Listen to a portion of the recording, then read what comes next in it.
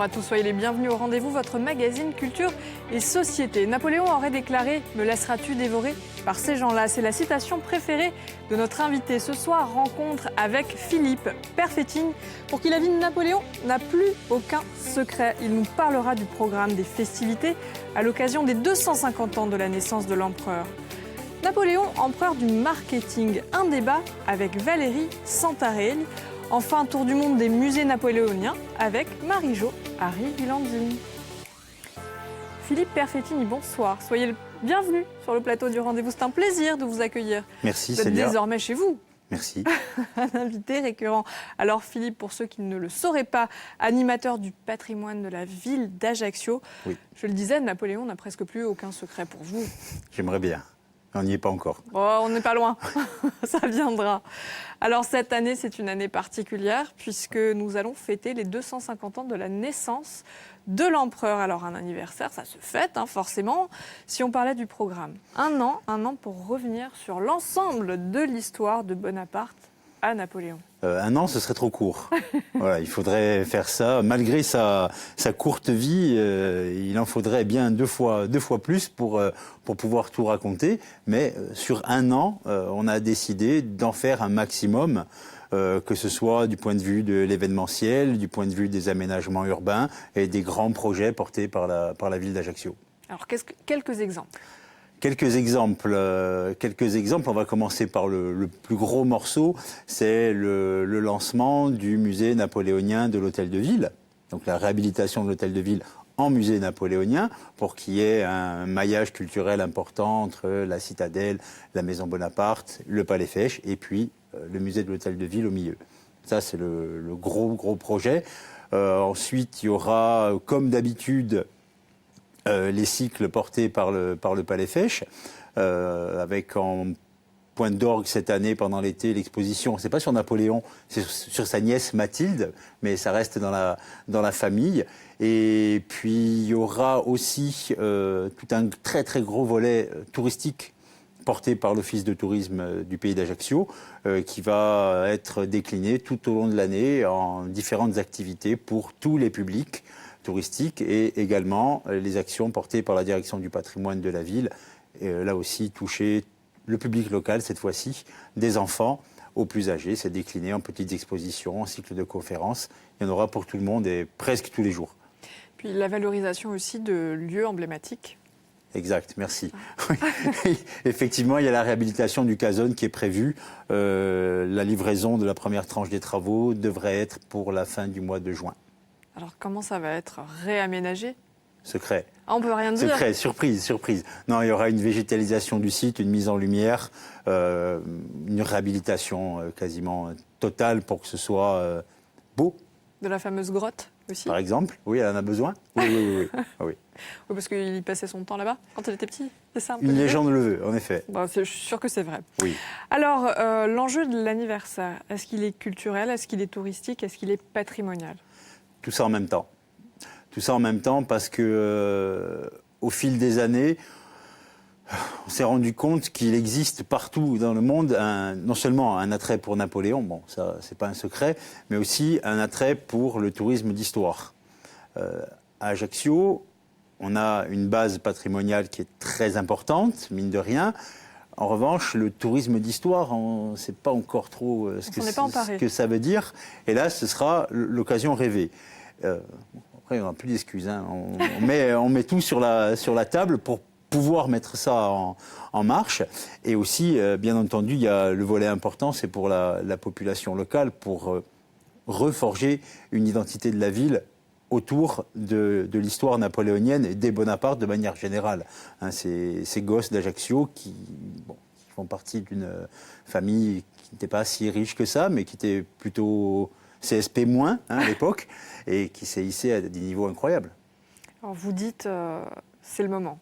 C'est le moment de s'emparer de quelque chose. Est-ce que ça veut dire qu'on doit considérer que jusqu'alors, on avait raté le créneau napoléonien ? Je serais tenté de dire oui. Mais peut-être qu'il y avait d'autres priorités à l'époque où ça ne s'est pas fait. Puisqu'il y a eu quand même des tentatives dans les années 60 pour le bicentenaire de sa naissance. Il y a eu, au début des années 2000, une relance qui a été très vite arrêtée. Il y avait sans doute d'autres choses à faire à ce moment-là par rapport aux politiques de la ville. Mais maintenant, en tout cas, c'est sûr, c'est le moment. Oui, il est temps. Il est temps. Alors, c'est vraiment l'occasion de s'emparer de cette figure, ce 250e anniversaire. Est-ce qu'on pourrait en faire un emblème ? Oui. Napoléon Corse, Oui. puisque partout ailleurs dans le monde, on le connaît et on le reconnaît. Corse, oui et non. Corse, oui, parce qu'il est né ici, il y a grandi avec quelques maladresses. Hein. Il en est parti. Il y a eu derrière, qu'on le veuille ou non, un plan de développement pour la Corse mené plus ou moins habilement, je le reconnais, je ne vais pas faire de la mauvaise foi chez vous. Après, c'est un homme qui appartient à l'univers. Voilà. Mais une grande partie devrait être pour nous. Ouais. Comment vous expliquez qu'il soit si populaire à l'extérieur et quand même pas tant que ça ici? Que dire de la disparité nord-sud? C'est un problème d'apprentissage de l'histoire. D'abord au niveau national, puisque Napoléon, depuis la Troisième République, enfin les deux Napoléons, hein, Napoléon Ier et Napoléon III, leur héritage a été détruit par la Troisième République. Dans l'éducation nationale, dans les programmes scolaires, on ne les étudie pas, donc on ne sait pas qui c'est, clairement. Et en plus, en Corse, est venu se greffer à ça toute la période du Riaquisto, qui a choisi Pascal Paoli comme totem, ce qui était parfaitement justifié, je ne vais pas discuter ça. Mais il y avait un gentil, il fallait un méchant. Et le méchant, c'est devenu Napoléon. Et donc, dans tout ça, il a eu très, très, très mauvaise presse. Et là aussi, donc c'est compliqué. Non, c'est pas compliqué, c'est très rigolo, au contraire. Ben oui, dit comme ça, forcément, Oui. c'est plus séduisant. Alors justement, quel est le moment le plus marquant pour vous dans la vie de Napoléon? Alors, je dirais sa mort. Je vais dire pour le rendre sympathique. Mais... Ouais, ouais. Ben, oui, parce que c'est à ce moment-là, malgré sa vie incroyable, qui devient vraiment humain, ben voilà, que sa vie sur Terre s'arrête. Mais derrière, c'est eu tellement d'ampleur qu'en fait, pour faire un raccourci, il n'est pas vraiment mort. Et c'est Chateaubriand qui a le mieux résumé ça, qui a dit vivant, il a manqué le monde, mort, il le conquiert. Voilà, à tel point qu'aujourd'hui, c'est le personnage historique sur lequel on écrit le plus, on filme le plus, etc., etc. C'est sans fin. Oui, le plus recherché, le deuxième. Deuxième, sur Google. Ouais. Après Jésus. Oui, un autre personnage emblématique. Donc. Oui. Que doit-on aujourd'hui encore aux innovations, aux décisions, aux mesures qui ont été prises par Napoléon et qui auraient façonné notre quotidien? La France est assise sur l'héritage napoléonien. Qui lui-même est assis sur la Révolution. Voilà, il y a eu un bouleversement à la fin du XVIIIe siècle, une petite période de chaos, léger, rien. Il en est sorti comme le chef et il a construit une ère nouvelle pour sa postérité, évidemment, hein, mais aussi pour la postérité du pays dont il avait la charge. Et aujourd'hui encore, on vit sur cet héritage-là.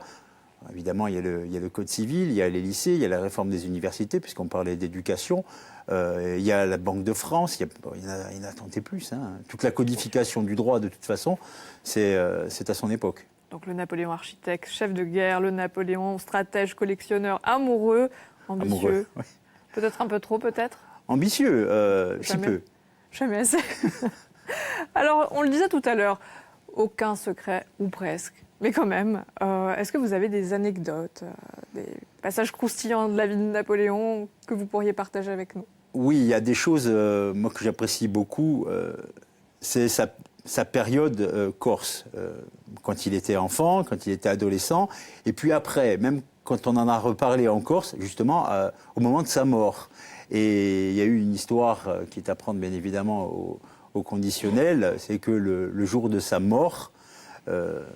son fantôme est apparu devant la maison Bonaparte. Il y a deux petites vieilles qui passaient par là.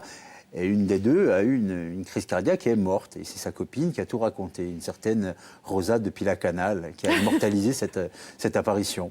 J'aime beaucoup. Oh, nous aussi, on aime beaucoup Rosa, qui ne mentait jamais. Jamais. Jamais. Alors, les idées reçues aussi, fausses ou pas, la plus connue, Napoléon était petit. Non, il n'est pas petit, c'est méchant de dire ça. Il avait une taille honorable pour l'époque, puisqu'il était à 1m69. Le problème, c'est qu'il était... On a un point commun. Voilà. J'ignorais. Il était entouré par des soldats, hein, de manière générale, et des types assez costauds. Et forcément, au milieu de géants, il faisait un petit peu petit. Et surtout, face à son alter ego, entre guillemets, le tsar, Alexandre Ier, lui, il mesurait 2 mètres. Il était grand, blond, Oui. avec les yeux bleus. Donc, et là, il aurait pu avoir un petit complexe. Petit. Petit. Ouais, bon. Alors cet anniversaire aura peut-être l'effet d'un déclencheur. Napoléon deviendra-t-il l'empereur? Mais l'empereur du marketing. Ah! Il l'est déjà, puisqu'il a inventé la communication moderne, en tout cas dans le sens moderne du terme, et il devient progressivement associé à la culture populaire, ce qui est très bien, parce que trop longtemps, on en a fait quelque chose à part, une mauvaise sacralisation du personnage, on l'a déshumanisé. Maintenant, ça redescend de quelques marches pour être rendu à tout le monde. C'est très savez bien. quoi, Philippe? Le plus simple, c'est d'en parler avec plaisir. 2 expertes. C'est le moment de la rencontre. Suivez-moi. Allons-y.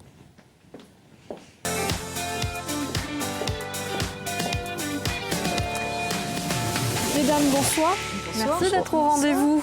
Alors Marie-Jo Harry-Guilandine, journaliste, spécialiste entre autres d'histoire et d'art, accompagnée de Valérie Santarelli, bonsoir, créatrice d'Empire au pluriel, une marque qui a été créée en 2006 et qui raconte les légendes napoléoniennes, alors à travers une déclinaison d'accessoires de mode, d'art décoratif, et vous allez prendre vraiment le contre-pied des représentations napoléoniennes classiques ou pas.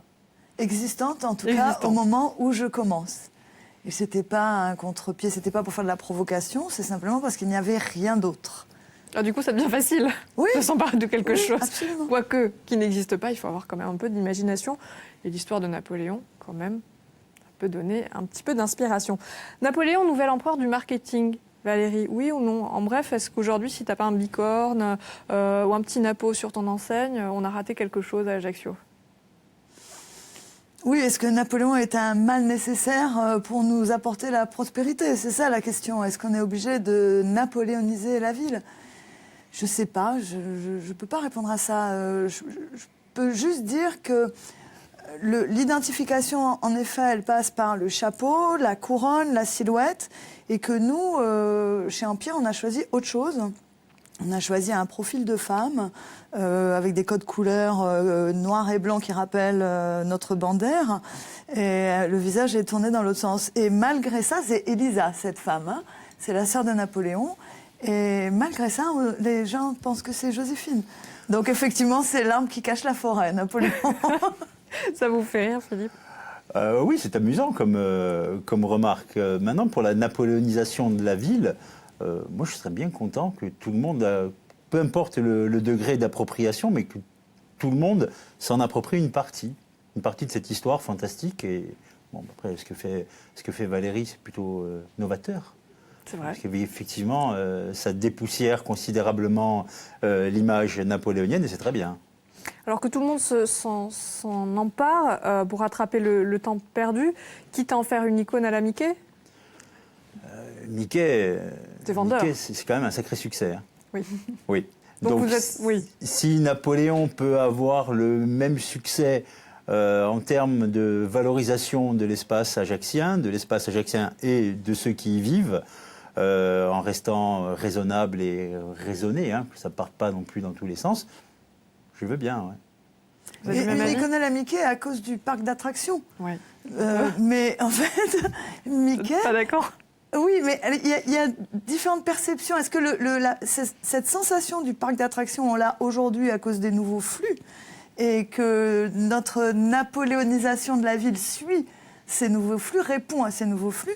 Mais en tout cas, sur Mickey, ce qui est intéressant, c'est que l'oncle Walt, quand il invente son village merveilleux, là, le pays de Mickey, c'est son imaginaire qui le guide. C'est-à-dire qu'il va chercher dans son enfance pour faire un écrin à son personnage. Donc, nous, on doit chercher aussi dans notre enfance ajaccienne pour faire un écrin à l'enfant d'Ajaccio. Est-ce que ça peut être une piste, ça, pour les 250 ans de la naissance de l'empereur? La meilleure des pistes, puisque nous sommes, à moins que je me trompe, la seule ville à pouvoir revendiquer sa naissance et son enfance. Ah, voilà. C'est le moment de s'en rappeler. Des batailles, il y en a eu de partout. Hein. Oh là là, vous êtes dur oui. quand même. On va en parler justement de ces batailles et des autres qui se sont emparés de cette image. Mais j'aimerais qu'on revienne sur Empire. C'est vraiment un nom précurseur. Est-ce que c'est aussi une stratégie de communication? Comment vous avez choisi, vous, de vous emparer de cette image-là et de cette histoire-là? Mais en fait, il n'y avait pas de... Enfin, le marketing, c'est pas vendre tout à tout prix. Il y a deux possibilités. Il y a l'offre ou la demande. D'accord ? Nous, il se trouve qu'on a fait un marketing de l'offre parce qu'il n'y avait pas de marché. C'est-à-dire qu'en 2006, il y a les musées avec une rente de situation qui exploitent leurs produits iconiques sur des produits dérivés.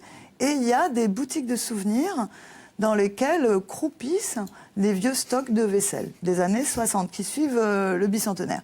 Donc, entre les deux, en souvenir traditionnel, il y a très peu de Napoléon, quelques petits bustes chinois en résine. Voilà, il y a un boulevard. Il y a un boulevard pour l'offre. La clientèle n'est pas cernée puisqu'on ne sait pas si ça va plaire. Il n'y a pas de demande sur Napoléon. C'est-à-dire qu'on est passé d'une ville des années 70 où effectivement il y avait beaucoup d'enseignes napoléoniennes à une ville où le régionalisme a trouvé sa place. Aujourd'hui, ça recohabite, les deux recohabitent. Mais en 2006, quand je commence, il n'y a rien sur Napoléon. Et en tout cas, les dernières enseignes disparaissent. Donc voilà, on tente le coup. Alors, est-ce que ça a été compliqué ? Ou au contraire, pas du tout. Pas du tout compliqué, puisque c'est que de la création. Notre clientèle, elle vient sur notre offre. Et notre offre, elle est perpétuelle. On fabrique, on crée tout le temps. Comment vous avez séduit cette clientèle ? Est-ce que c'était en valorisant le côté historique ou le côté novateur ou plutôt sur un logo ? Qu'est-ce qui a fait la différence selon vous ? Je pense que c'est un ensemble. C'est l'ensemble. Empire, c'est un ensemble. C'est-à-dire qu'il y a eu, évidemment, on s'est adressé aux Ajacciens en premier, ensuite les Corses du continent et ensuite les visiteurs. Et ils sont venus sur tout ça, sur la création, sur la prise de risque, sur le qualitatif, sur des codes de luxe mais adaptés à un produit de masse, c'est-à-dire des petites séries, un renouvellement permanent. Voilà, je pense que c'est tout. Le logo y est probablement pour beaucoup aussi, je ne sais pas.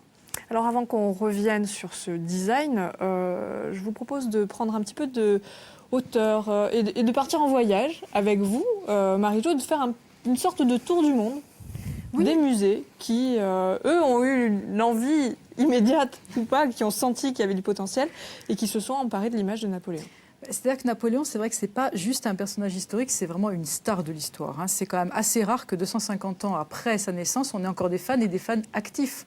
Parce qu'ils sont vraiment fans, les gens. Ils se déplacent véritablement pour aller dans les lieux que l'empereur a visités et dans les musées en général. Alors, il existe évidemment pas mal de musées de par le monde et des musées qui s'appellent vraiment musées napoléoniens. Parce que parfois, l'empereur est passé, mais ça ne s'appelle pas musée napoléonien pour autant. Alors évidemment, les plus grands musées napoléoniens sont ceux qui sont en France, hein, et entre autres, il y a les musées nationaux. On va quand même revenir dessus parce que rapidement, mais c'est vraiment important, il y a le musée de la Malmaison, qui est un petit peu la maison mère de notre maison Bonaparte, hein, qui d'ailleurs est en lien constant avec elle. Il y a le musée Napoléon Ier au château de Fontainebleau, qui est plutôt un musée militaire. Donc là, on va trouver uniformes, armes, etc., etc. Le musée national de Château-Bois-Préau, qui est en fait une demeure qu'avait achetée Joséphine en 1810, parce que bon, j'ai des petites maisons pour les vacances. Pour les vacances, exactement. Et c'est lié à la Malmaison. On a évidemment notre maison Bonaparte à Ajaccio, qui a cette spécificité d'être la maison natale, évidemment. Ça personne ne nous la lèvera, il n'y a que celle-ci. Et puis, par exemple, le musée de l'île d'Aix. Et ça, je trouve ça intéressant parce que le musée de l'île d'Aix, par exemple, c'est une maison que Napoléon avait fait construire à la suite d'une tournée qu'il avait fait en 1808 pour le commandant d'un lieu qui était autour du fort Liédo. Mais c'est surtout la maison dans laquelle il a passé les derniers jours en France avant son exil à Sainte-Hélène. En fait, il y a passé exactement 7 jours, hein, du 8 au 15 juillet. Et c'est devenu quand même un musée napoléonien. Et ça, je trouve ça assez fort, vous voyez, que ce soit un musée national napoléonien pour finalement, oui, une maison d'accord conçue à la commande de l'empereur, Oui. mais surtout dans laquelle il a passé 7 jours. Vous voyez C'est qu'effectivement, bien, sur Ajaccio, c'était une on bonne a dit- semaine. Tout à fait, une bonne semaine qui a transformé ce lieu magnifique, hein, d'ailleurs, en musée napoléonien et national. Voilà, donc on a du potentiel chez nous. Alors, hors de France, il y a évidemment des choses qui sont tout à fait remarquables, entre autres le musée Napoleonico à Rome, qui lui est installé au rez-de-chaussée d'un palais qui est le palais Primoli, ou je ne sais pas où est la tonique. Primoli. Le premier. Primoli, alors. Voilà. Et c'est donc des objets. Allons-y, faisons une petite tant qu'à faire en même temps. Ce sont des objets qui ont été donnés par Giuseppe Primoli, donc descendant de Napoléon, à la ville en 1927. C'est un musée qui est vraiment remarquable. Hein. C'est vraiment très très beau. Et plus étonnant, l'autre musée napoléonien qui est à la Havane. Et celui-ci est quand même un peu au bout du monde quand même. Et il se trouve dans un endroit qui s'appelle la Dolce di Moro. Moi, ça me fait rire aussi, Dolce di Moro, parce qu'on a Dolce Amor et chez Valérie. Voilà, on a ce genre de choses. Et c'était une demeure, en fait, c'est toujours d'ailleurs une demeure néo-florentine d'un avocat d'origine italienne qui a fait une grande carrière à Cuba. Et la collection, ça, elle est vraiment extraordinaire, parce que c'est une collection impressionnante qui avait été réunie, en fait, par un monsieur qui s'appelait Julio Lobo, qui était un riche homme qui a fait fortune, en fait, dans le sucre, et qui était passionné par Napoléon au point quand même de réunir 7400 objets, et puis des objets visiblement de grande importance. Puis après, il est parti. Déclaré empereur de la canne à sucre. Ah ben oui, mais bien sûr. Au niveau de l'ego, c'était pas mal. Ben, tant qu'à faire. Hein. Bah oui. Il était vraiment passionné par Napoléon, donc il a fait toutes les ventes aux enchères du monde pour faire cette collection fabuleuse. Il est parti en 1960 de Cuba. Il avait pourtant des petites sympathies pour les révolutionnaires, mais bon, il ne devait plus pouvoir faire son business exactement comme il le voulait, laissant évidemment beaucoup d'objets. Et donc, ce musée est ouvert, je crois, en 1961. Voilà. Après, il y a sur le continent américain, c'est là qu'il y en a finalement le moins, mais il y a un musée qui a été ouvert relativement récemment, en 2008, à Montréal.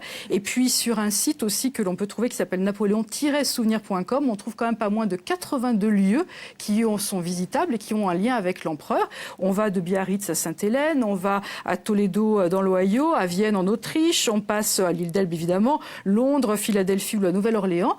Donc quand on est fan, ben voilà, il n'y a plus qu'à se glisser dans les traces de l'empereur. Les routes napoléoniennes. Merci pour Voilà. cette invitation au voyage. Alors, on a bien compris, ça séduit le monde entier.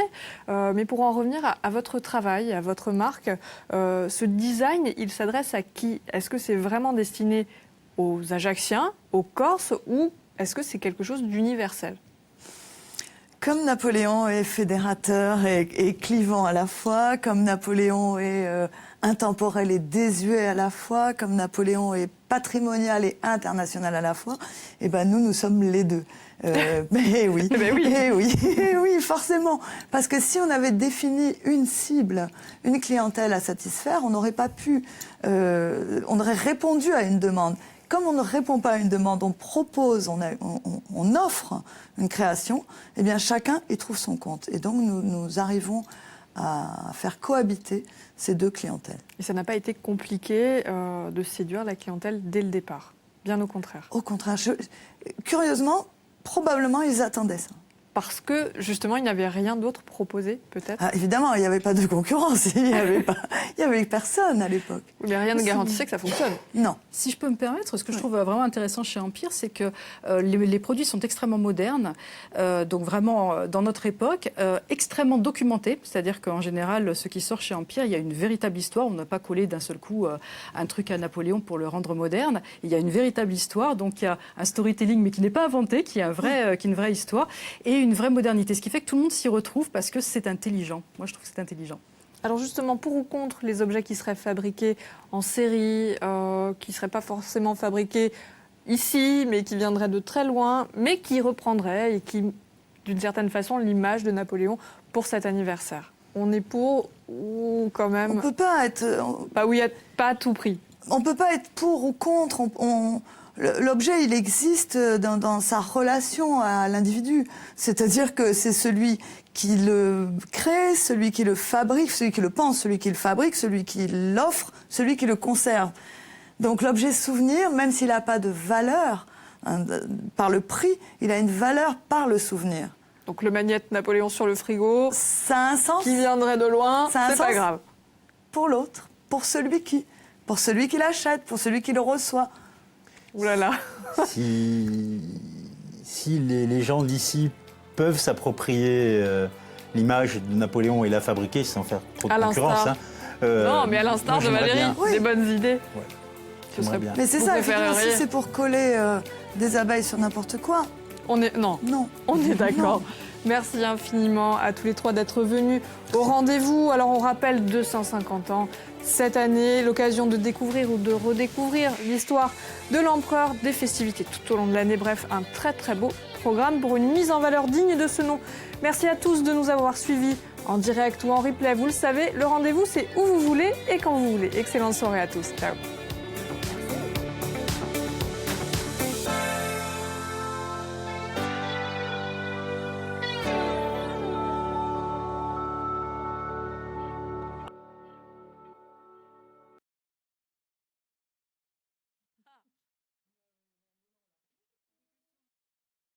Les fameuses questions, les questions qui tournent autour du mot rendez-vous.